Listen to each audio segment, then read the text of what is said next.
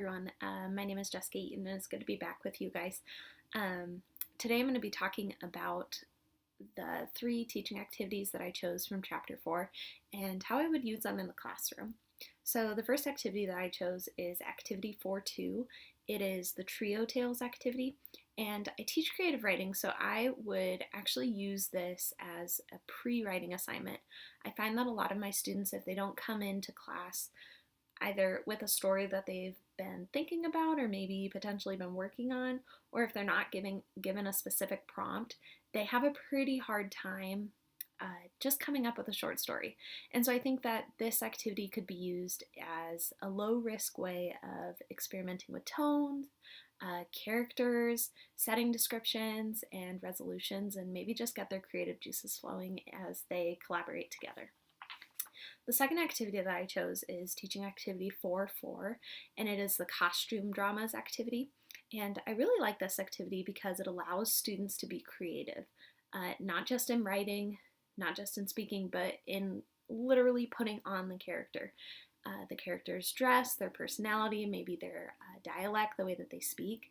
And I would use this as a way to close out a literature unit or even as a way to study for a final test, just to have the students get into the characters and try to guess who's who and how they're portraying those characters. And so it's just a fun way to close out a unit or to review.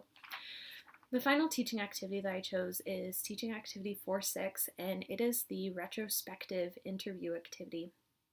And I don't believe that interviewing is utilized enough in the high school classroom.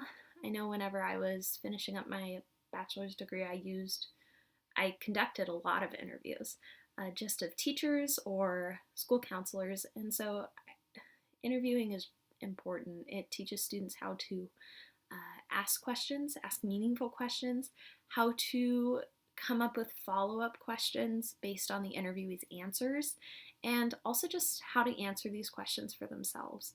And this one's neat because it's done with someone of their choosing, someone who's older and able to look back, and it's just safe for these students, and it allows them to get to know someone that they know a little bit better and maybe even just to learn from them in their path in life. So these are the three teaching activities that I chose. I look forward to hearing what activities you guys chose and how you would utilize them in your own classroom.